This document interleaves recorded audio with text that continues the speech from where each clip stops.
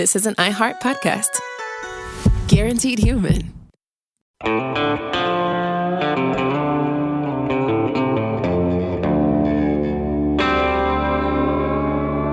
Body Bags with Joseph Scott Morgan.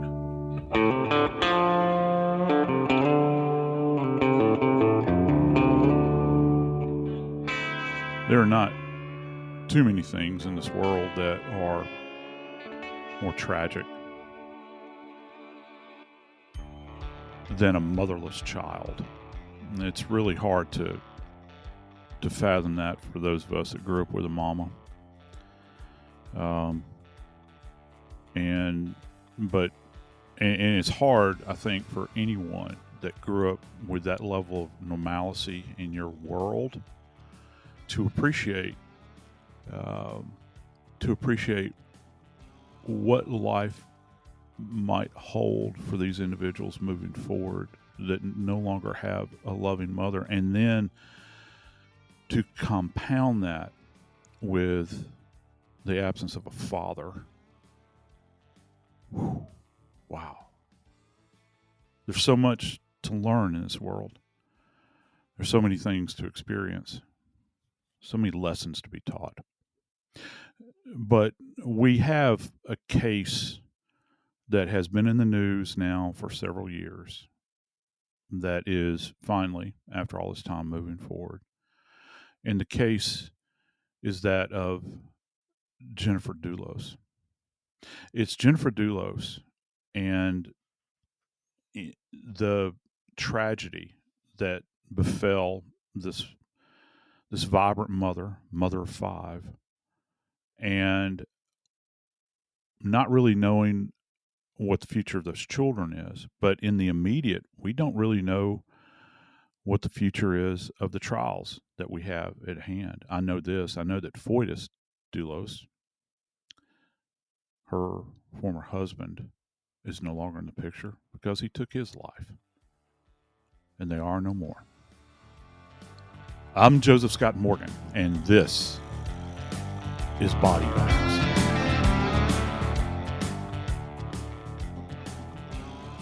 I think, Dave,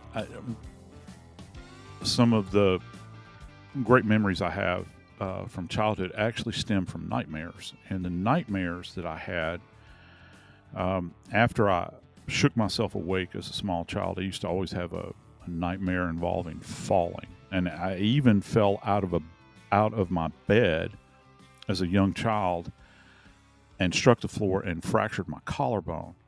And I kind of, without verbalizing it, walked around, according to my mother, for a couple of days just with my right arm just kind of hanging and not using it. But through all of those nightmares that I went through as a child, my mother was there to comfort me. That's not the case with the Dulos children. That part, as hard as that is to swallow, that part of their life is gone, literally, and they don't have a father to assuage any kind of fears or terrors that they might have at night.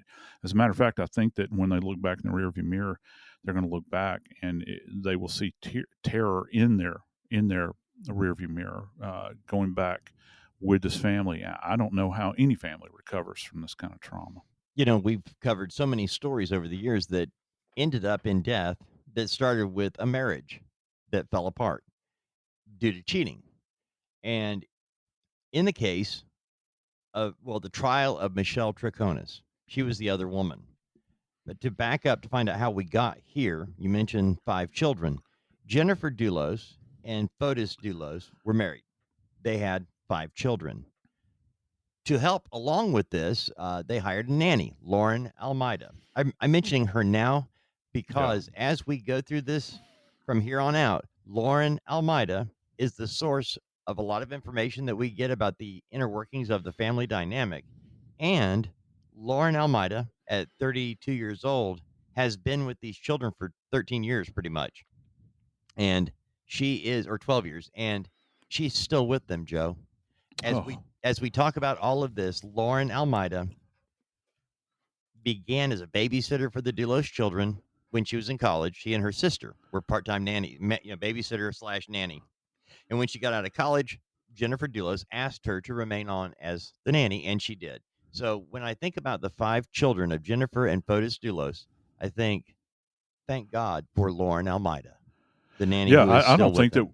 I don't think that we would have the level of info that Right. we have right now if it wasn't for Lauren. The Troconis trial, as we're taping this, is actually going on, and I bore witness to her testimony, Mhm. and it was powerful. And I think that it was powerful, Dave, because it's God. There's not a.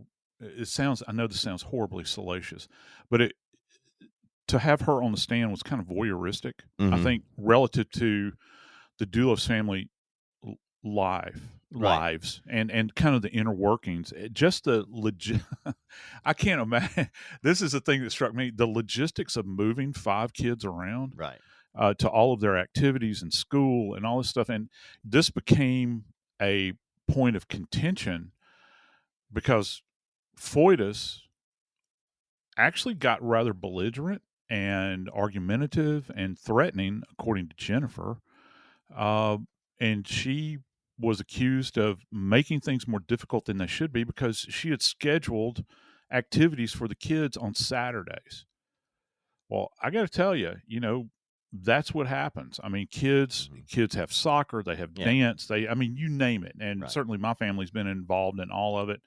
And it's hectic. It And then is. you put that extra pressure of a separation that's going Mhm. on, and particularly a separation that is involving infidelity. Right. Oh my God! You talk And about adding spice. to get right down to it, Jennifer Dulos and Fotis Dulos went on vacation with the children, all 5 children, in the March of 2017. They spent 1 week out in Aspen, Colorado, doing snow skiing, and they spent the second week in Florida, water skiing. And it was a fantastic journey for a vacation, but it was during that time in March of 2017 that Jennifer Dulos went to Lauren Almeida, the children's nanny, and said, I believe Fotis is cheating on me and I have the proof. And Lauren Almeida thought a lot of Fotis. She thought a lot of him as a man. She had not seen different sides of him at that point, but she was just shocked. But that's where everything changed in the Dulos family that led to what we're talking about today. So think March 2017, May of 2019. Right. Jennifer Dulos and Fotis Dulos were separated. Jennifer Dulos had the 5 children with her, and they had rented a house.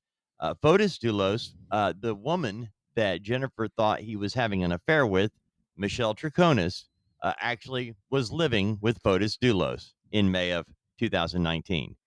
So Jennifer was right in her suspicions. Yeah. Now, what happened on the day that Jennifer Dulos went missing, and you mentioned the getting the children from here to there and different things and meetings, and it was a busy schedule, and it was busy enough that people kind of knew what her schedule was. Her friends, Lauren Almeida, the nanny, knew Jennifer Dulos' schedule during the day because of the 5 children that needed to be, here and there. So on this particular day, Jennifer Dulos dropped the children off at school, went back to the house, and that's it. That is all we know based on the evidence we have right this minute. She disappeared that morning. She didn't show up at any of her planned appointments later that day. Lauren Almeida, the nanny, picked the children up and kept moving. She had texted because they had a journey planned. They had to go to New York. They had to go traveling to a number of different places. And Lauren had texted Jennifer about one thing. It was an iPad. One of the Right. children was not allowed to use their iPad for Instagram because they had gotten on restriction over it. And the nanny was saying, "Can we take this? I know Yeah. it's been taken, but it's a long drive." And when And I Jennifer, think that if I remember correctly, they couldn't find the child's iPad, and they were going to have to utilize, according to Lauren, Mhm. use the family Right, iPad, and and that was her thing. She wanted to know if they could bring that with them in the because it vehicle, had when they Instagram were on going it, into the city. Yeah, right? And when she didn't get a reply, it was funny because on the stand, this Yeah. is one of those little things, a little slice of life that we all have gone through. But on the stand, Lauren Almeida, they asked her, well, what did you do? Well, when I didn't hear back from her, I made the decision. It was a long drive. We took the family iPad. Anyway, that was the beginning of realizing that something's not quite right. Jennifer wasn't replying to text messages, couldn't get her on the phone. And so by that evening, when nobody had heard from her, and by then Lauren had talked with, Jennifer's extended family and friends, and it was Lauren Almeida that called police and said, I don't know where she is. And so as police came to investigate, there were a number of red flags fairly early on in their investigation. One was the fact that there was a vehicle in the garage, and there was one missing. Michelle wasn't there, but her purse was there. Her keys were there. Items that if she was going somewhere she would normally have were Didn't she leave? She left a cup of tea too. Yes. I think that she commonly carried with her to drink. Right. Yeah. Why would you leave a location like this? And look, we look for patterns in investigations and things. If anybody deviates from a norm,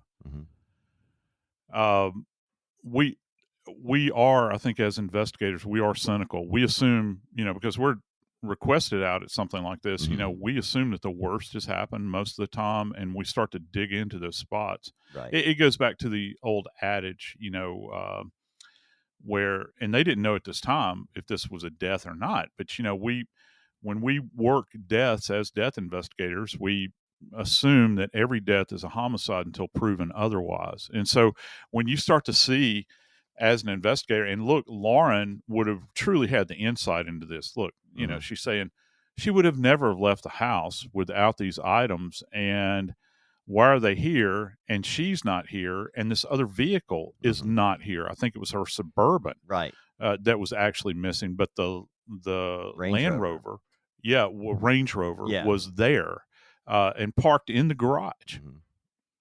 And that's where there were just red flags, like I said. Now, the first officer arrives on scene, and this is where Joseph Scott Morgan, you got a lot of explaining to do, boy, because I'm going to tell you right off the bat, when the first officer is on scene, to get you up to speed, Jennifer Dulos has not been seen since she dropped the children off early that morning. She missed all of her appointments. Nobody that normally has contact with her has had contact. And now the police officer arrives, and he starts looking around. Now, there was something that Lauren Almeida noticed in the kitchen, and she had, the day before, placed a number of paper towels in a cabinet in the kitchen. And when she saw the tea, she was cleaning up. She had brought Subway home for the children to eat because they had the long drive to New York. And so she was just looking for basic stuff to clean up before they left, and realized that she had loaded like 10 paper towels in this cabinet, and they were gone. There were like 2 left. There were 2. I think it was actually 12, and there were 10 missing. 10 missing. And that's the thing that just gross. I guess that's what that is. I don't know. It's like 10 paper. Who uses that many paper towels in a day? I know. And I'm going to get to that from a forensics perspective, because that's a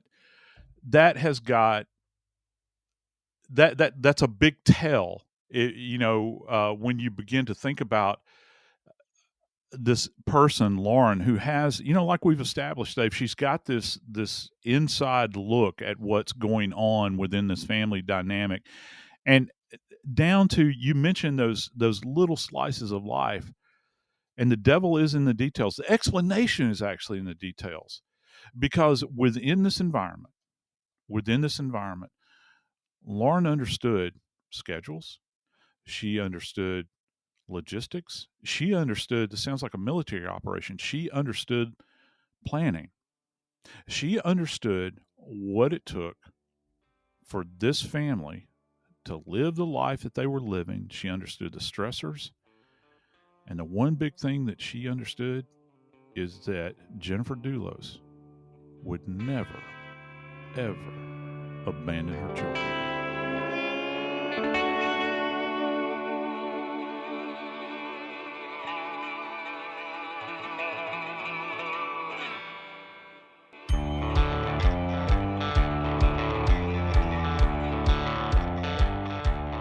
think the older I've gotten, the more clumsy I've gotten, Dave.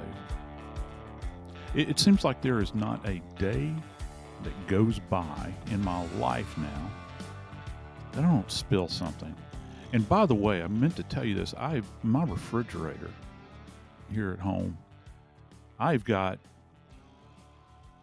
an ice maker, I think, that is possessed, because every time I open the door to the freezer, ice falls out that's caught in the tube, and I can't get the problem resolved. And of course, that winds up, my wife Kim saying, "What's going on?" And it's always the same thing. The ice fell out of the freezer, and there I am. I'm down on my hands and knees trying to pick up the ice because we've got these hardwood floors in the kitchen, and I'm worried about stains and all that stuff on them, or slipping. I have to find the ice. But Dave, I don't. And the one thing I'm always asking my wife, and of course my wife, God bless her, Kimmy always knows what supplies are on hand, and she knows where the paper towels are, and I'm always looking for them. And I think it's because I'm the chief among sinners. I'm the one that's using all of them all the time, and I expect there to be an unending supply. But when you think about 10 rolls of paper towels, how you go back and look, all these paper towel companies, how do they sell paper towels? Well, they tell us how absorbent they are. What you can clean up. And man, those tests that they show on TV, Lord have mercy. It looks like when they take their brand and they wipe it across the surface, they want you to think you can do surgery on that spot without applying anything else. All it takes is one of their paper towels. And of course, we know that that's not the reality. Right. There's always some residual amount that's left behind. And I think that that's key in Jennifer Dulos' case, Dave. Yep. Well, when the first police officer shows up, he comes in, and there were two officers. One had a body cam, one didn't. The first officer on the scene is Lieutenant Aaron Latoureau, and he explains what he is seeing as he walks through. He walked into the garage. He went through the entire house, but I want to go to the garage because that was where the Range Rover is there, but her Chevy Suburban is not. Talking about Jennifer Dulos' Chevy Suburban is not in the garage, and that was the car they would have expected her to normally drive. And she's hauling around an army of kids. Right. And My so, Lord, yeah. As the officer arrives on scene, he and the other officer, Officer Black, who has the body cam, we actually have a chance to watch this. The body cam footage lasts about 20 minutes. And in it, you actually see the garage, and you see things that they really stand out, Joe. And you showed me some of the pictures and explained what they meant. Because while Latoureau, the officer, didn't know exactly what he could not say, well, I see blood in here. He said, I see things that could be, might be, are. Right. And one of the things that was suggested early on in the garage, and Latoureau, he said on the tape or during testimony, he said, while we waited, I looked at the vehicle. I noticed that there was what appeared to be red blood on the front of that vehicle. There was a red mark on the grill area. It drew his attention because it didn't match the color of the grill, didn't match the color of the vehicle. There was no damage to the vehicle that he could see. And he and the other officer discussed maybe he hit a deer. Maybe they hit, maybe the driver hit a deer, but there was no hair. There was no indication that a deer was hit. So they have what they both believe to be blood on the vehicle and other places as well.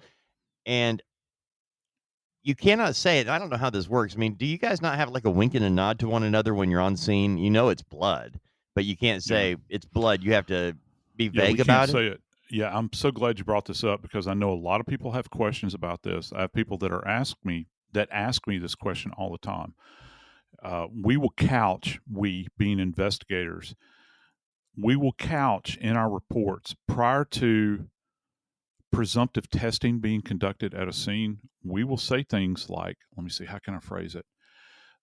This is a blood-like substance. In a report, you'll hear that or see it, and then you'll see a red substance or a red dried substance.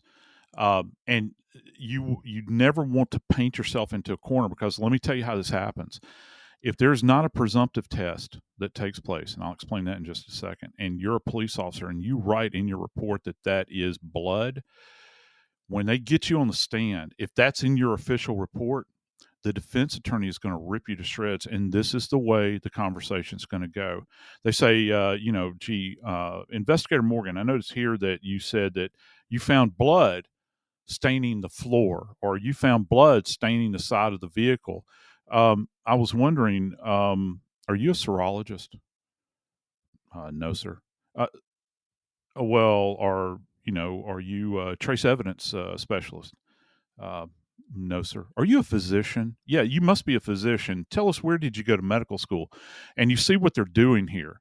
That's why we frame things this way, Dave. Even in forensics, unless we can confirm it, because what they're doing is, when the defense says this, and look, when we get up on the stand as investigators and experts, they ask us to read off the list. They say, they ask us what all our credentials are, how many other times you've been qualified as an expert, and that validates you. Well, all the defense has to do, they can validate you all they want to in voir dire, but all the defense has to do is to look and say, oh, so you didn't go to medical school? So you're not actually a blood expert now, are you? And by the way, you're calling this blood. You didn't even confirm that it was blood. Let me ask you something. Can rust look like blood? Under certain circumstances. That's a yes or no question, Investigator Morgan. Yes, it can. Can dried chocolate look like blood? Well, yes or no. It's simple yes or no. Aren't you capable? In what they're saying by doing that is that they're diminishing you in the eyes of the jury. They're trying to make you look like a fool. And trust me, chief among sinners, I've looked like a fool up on the stand. You learn these lessons. So when the officers are looking at this and they have to do an official report, they cannot say that this is definitively blood. But yeah, we do wink and nod about it. But that doesn't mean that we're going to include it in an official report until we get somebody out there that can do a presumptive test. And probably the one that people are most familiar with is something called the Kastle-Meyer test. It's been around for years and years. So if you have an area that you suspect is blood, you can essentially treat that area and make an application there, and you'd simply look at it. It's what's called a qualifying test. You can say, yes, definitively, this is blood. I can't say necessarily whose blood it is, but I can say this is blood at that point in time. And then there's like multiple different steps that you go through. You can go all the way to blood typing, right, and take that all the way out to DNA, which eventually happens in this case. But you have to be very, very careful. Here, the officer notices things that he believes could be blood. And what else did they find, Joe? Forensically speaking, what else did the officer observe? Well, obviously, you have these red stains that are about, and these are, and this is the first blush of the officer. This is before let's see, how can I frame this? This is before the actual forensic scientists get out there to do their thing in CSI, before they get out there. And look, if I'm a police officer and I've been tasked with going into a house, maybe on a welfare check, you're looking for a missing person. Look, that's what this is about at this point in time. In this case, you got a missing mother out there. You want to find her. And if you take a look, a gander around the house, if you will, you look around, if you've got what appears to be blood, that something dynamic happened there. And when you see the patterns that are left behind, I think that one of the real tremendous pieces of evidence here that they were able to kind of identify, there was actually a blood spot on a faucet. And I think that's in the kitchen, if I'm not mistaken. And why would there be blood on a faucet? Well, do people just bleed in homes? Yeah, people bleed all the time in homes. The trick is you have to determine whose blood is that, and who does it actually track back to. But here's the thing, Dave, and this is specifically what we were talking about earlier. You can have blood, like contact trace blood, where if you get blood on your hand, anybody that's ever had blood issuing from your body, I'll give you an example. I get bloody noses all the time. All right, and particularly this time of year when it's really cold out, dry air. And I might wake up in the middle of the night, my nose is bleeding. I've got blood, on my pillow. Well, that's not a real dynamic deposition of blood. That's a transfer, and so it'll be smeared. The droplets will have no evidence of real velocity to it. But in Jennifer's case, there is an image that was put up by Daily Mail. And when Daily Mail put that image up, I had this light bulb that went off, and I knew that something horrific had happened in that garage, and this is why. There are 2 droplets that are on the floor, and these are dynamic droplets. That means that there is movement with them. If you will just think about almost like a teardrop shape. When you think about a teardrop, kind of how it falls, free falls, like this, and you get this image, I think it's more art than it is science, but it's because liquid falls through the air in a perfect sphere. I don't know if people realize that. Blood in particular does. When it falls, it's falling in a perfect sphere before it strikes the ground, and it makes this pattern. But with this, it's got a teardrop pattern, and there's two blood droplets that are lying parallel to one another. The more narrow end of the blood droplet gives you the indication of movement. It's almost like you have got an arrow pointing in the direction of which the blood was flying. And Dave, on the floor of that garage, there were 2 blood droplets, and they are pointing in one particular direction. To me, that's an indication of violence, because those blood droplets are what we would classify as low velocity blood spatter patterns. And and the way we classify these patterns is that low velocity is like hands, feet. Just imagine how much energy could you generate with your bare hands if you're striking somebody. Okay. You could do it with a knife. That would be cast off. Okay. Medium velocity, maybe a bat. You generate or lead pipe. You generate that kind of velocity. And high velocity, the particulate bits of blood that are left behind, that's going to happen with a firearm. Okay, it almost becomes like an aspirate. It's very tiny. So that this is low velocity that you're seeing in this image. And Dave, I think that something violent happened to Jennifer Dulos on the floor of that garage, and something generated that blood and deposited it on the floor, perhaps adjacent to where she had been laying.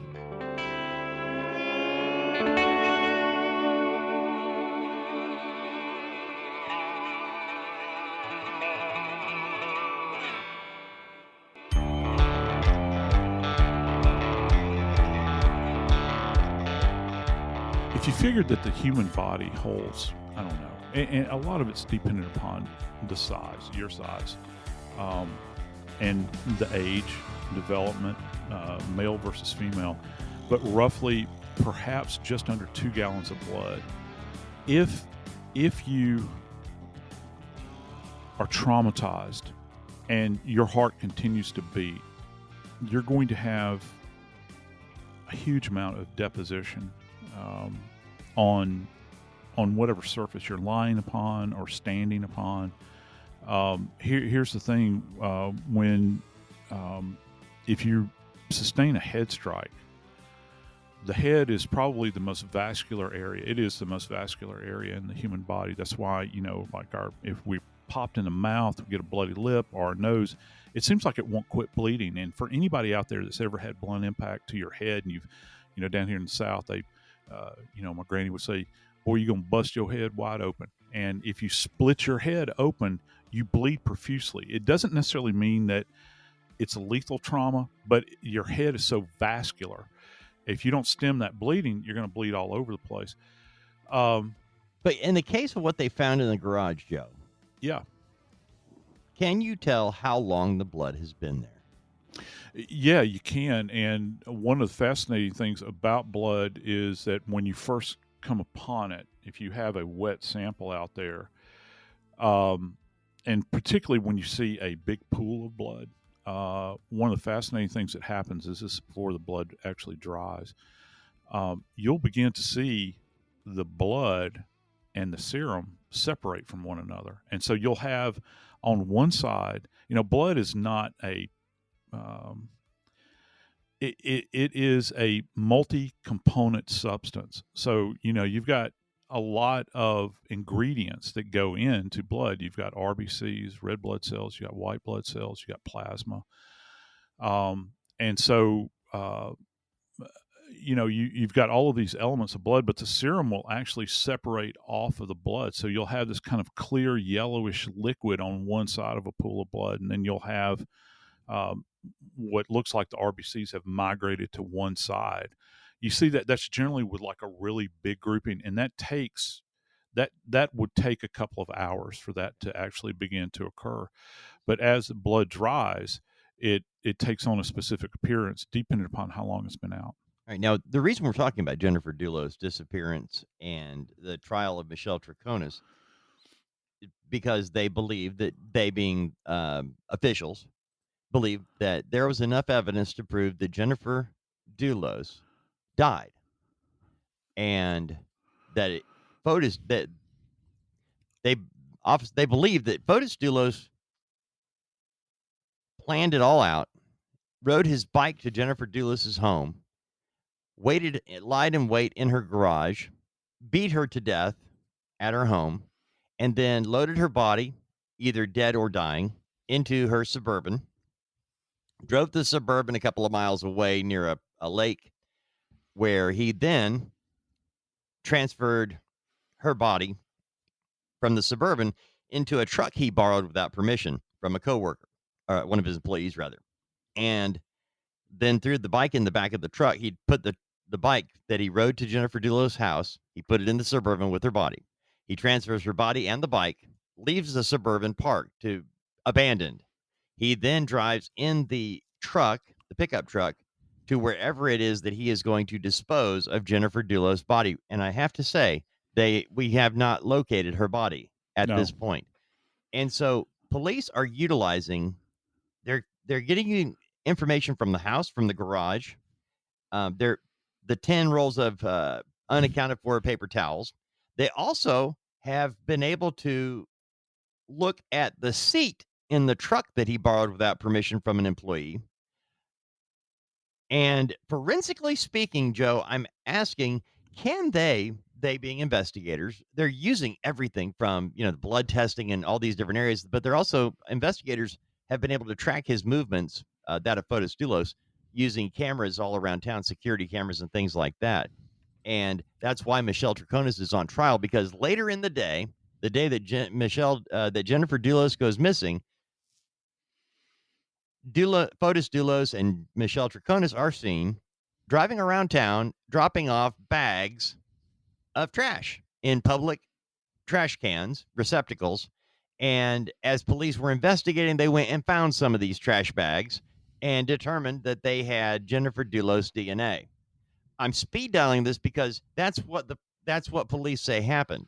And that's what they're trying to prove in court, that Michelle Troconis was, she's seen on video with Fotis Dulos dropping these bags of trash. But how are they going to prove, Joe, that it was Fotis Dulos that did the killing in the garage, that it was Fotis Dulos that transported her body, that it was was it not his employee? What if his employee, who, by the way, Fotis Dulos had a haircut, had a shaved head, similar to the employee who owned the truck that he borrowed? I mean, is it not possible that an employee of Fotis Dulos had a thing for Jennifer, and he went and killed her? And the blood. Yeah, I think that if Fotis Dulos, who has deprived us of his presence now in his life, if we were having his trial, I think that's one of the points that would be argued. They arrested Dulos, Fotis. Yes. And he committed suicide the day after he was charged with her murder. He did. And One of the things that's really fascinating, Dave, that you don't see a lot, they consulted the medical examiner to render an opinion about this, and it was fascinating. And here's essentially what the medical examiner came up with. And keep in mind, this is absent a body. Is So you this have something to that only ask. happens where they consult? No, Okay. they do. They will, but it's really hard for an ME to make a determination. But my God, Dave, they were so specific. This is what they actually said. The medical examiner, now this is the medical examiner stating this, categorized the incident involving Jennifer as homicidal violence and also stated that would likely include some combination of traumatic blunt force trauma or blunt force injuries, such as, you ready for this? Bludgeoning, beating, and or sharp force injuries, such as stabbing or slashing. So that Without brings a us body, to, how do you do that? how do you draw that conclusion? I go back to the blood deposition. If you're talking about dynamic blood deposition, the only thing that would be, in my estimation, the only thing that the ME could draw upon, unless they have evidence of how much or what volume of blood was spilled on the scene and then attempted to have been cleaned up. Because you remember, I talked about the volume of blood that we carry around in our bodies. 2 gallons. There's a term, and I may have said this before, but there's a term that's used in forensic pathology that states the volume of blood the volume of blood that is deposited at the scene is incompatible with life. So if you show up at a scene and you've got a huge volume of blood at the scene, the medical examiner could opine that if this much blood is outside of somebody's body, they ain't with us anymore. That makes sense, but how do they know that? Here we got 2 droplets. I know exactly. So that brings us to this idea that that perhaps they have evidence of some kind of vast cleanup that took place relative to this, along with the velocity at which this blood was deposited, that it's only going to arise if you have this kind of deposition that is, from a velocity standpoint, is consistent with low velocity, because that's the only way you come up with this idea of slashing. If you draw a knife across somebody, if you plunge a knife into somebody and you draw it back off, you cast it off. You can cast off. Just imagine sticking a paintbrush into a paint can and throwing it over your shoulder, flipping the brush over your shoulder. That's cast off. Or if somebody is being impacted where they're down on the floor and they're being beaten or kicked, okay, which is horrific to think about, this mother of 5, in this position on the floor. It's quite the thing when you begin to kind of consider what are they going to do with this case with Troconis, because they're talking about her trial really at its core comes down to her aiding Fotis Dulos in destruction of evidence. And that's what they're actually, kind of saying here. So I don't know how. I'm hoping that as this trial progresses, we're going to hear more about the bloodstain evidence, and not just we've already had a DNA expert that has come onto the stand, has talked about the probability, and they've excluded everybody. They did cheek swabs on all of the kids. Fotis Dulos, the employee that you mentioned, they got him. They've got Lauren. They had to do, because you have to exclude, the blood that you have present. I mentioned that employee just because those, as Joe and I both told you earlier, the trial is ongoing of Michelle Troconis. The employee that owned the truck that did not give Dulos permission to use the truck, Dulos actually took it twice. He took it 2 separate times. Yeah. And police have said that Dulos cut his hair to match this employee. So as to see if on cameras around town, they actually see Dulos, but from a distance, hey, man, that could be the employee. That's why I said that earlier. the defense is going to hang on that. But Joe, would they be able to get, they being investigators, are you going to be able to get, I know we have blood in the garage. Are we going to have blood or some type of DNA in the Suburban that's going to be traceable? Are we going to have it in the front of the truck? And because we know that Dulos actually took the truck that he borrowed without permission and washed it out, scrubbed the floor, the seat.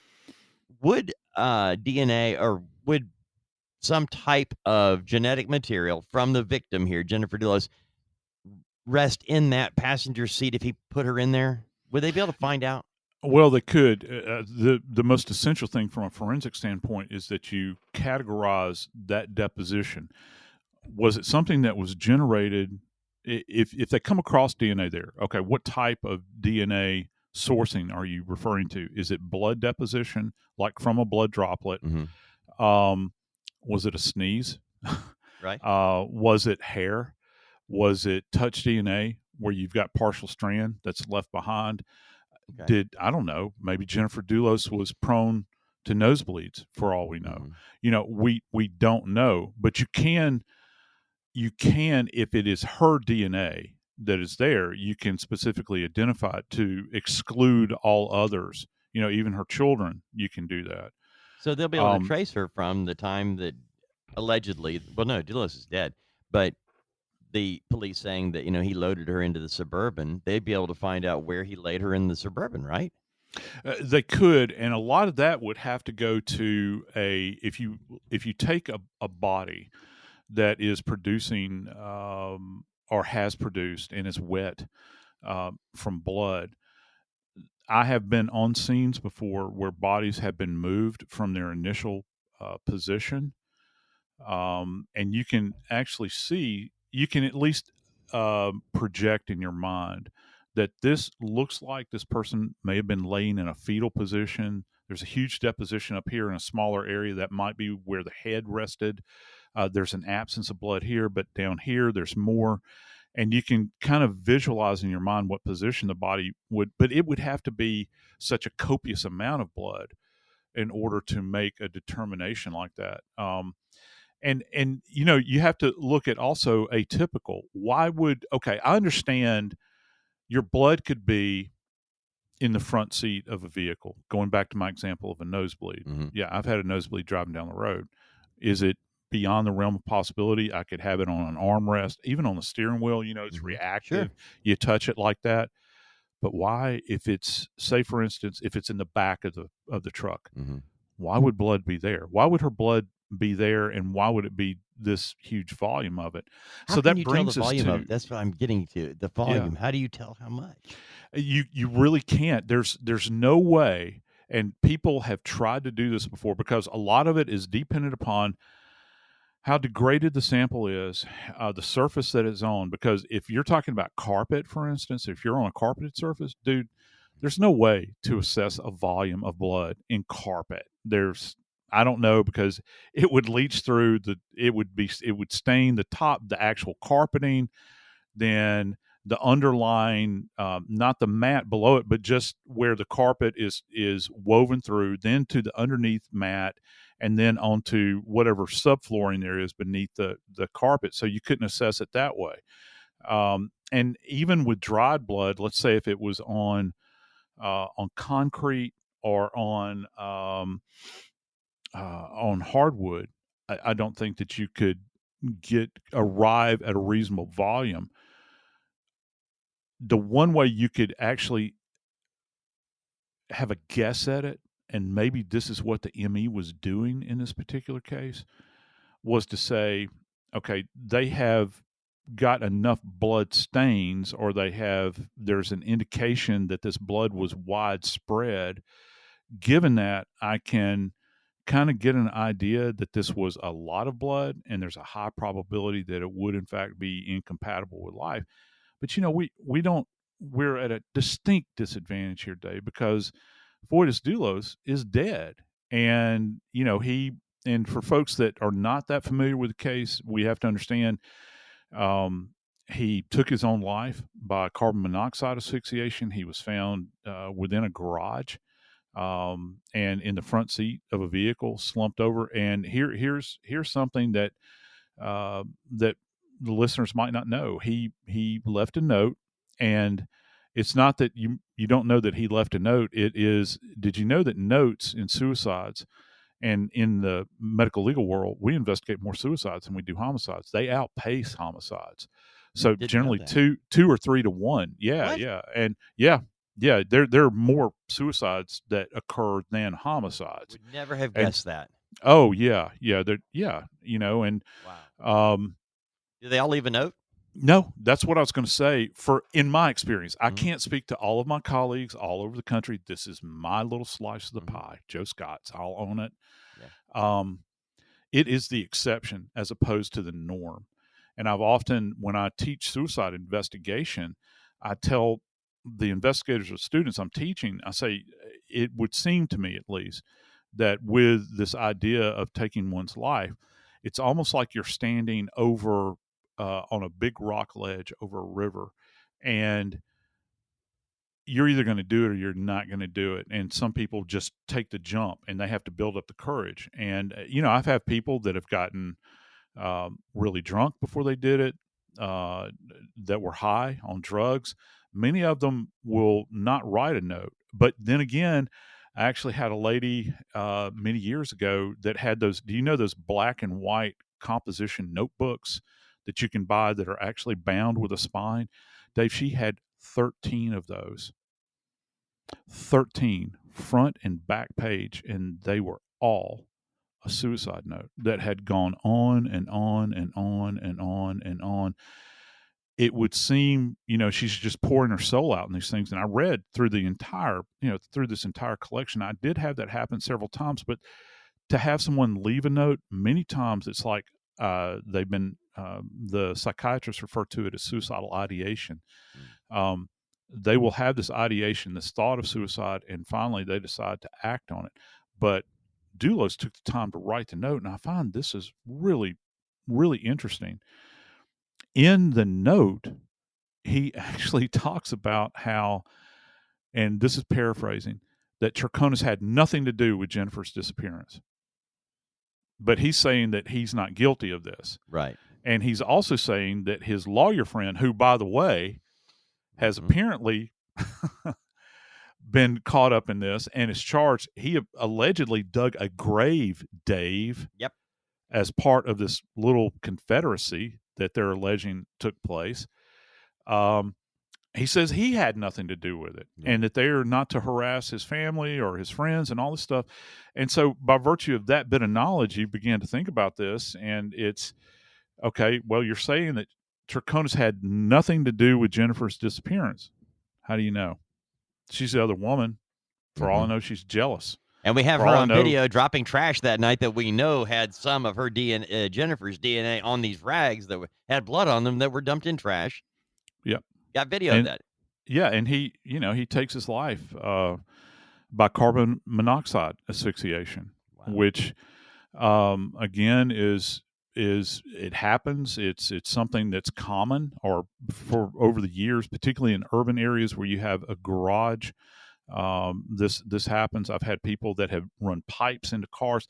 I had a guy that actually had a truck. He went to great lengths in a tragic case, but he had a truck that was up on blocks, Dave, that was outside of his window, and the engine ran. And he used a glass cutter to cut a hole in his bedroom window, ran a dryer vent pipe, a really long one, the kind of expandable ones, into the hole in the window, and taped off his tailpipe with this thing, sealed it, went into this home, laid down on the bed with the cremains, which are the cremated remains of both his wife and daughter, laying on the bed next to him, and asphyxiated himself on the bed. So I've seen this before. Some people choose to go out this way, but here's the problem. Any knowledge that we might have of what actually happened to Jennifer Dulos, I think at least, may have died along with Fotis Dulos. My hope is that through forensics, perhaps we can resurrect her and have Jennifer tell her story. I'm Joseph Scott Morgan, and this is Body Bags. This is an iHeart podcast. Guaranteed Human.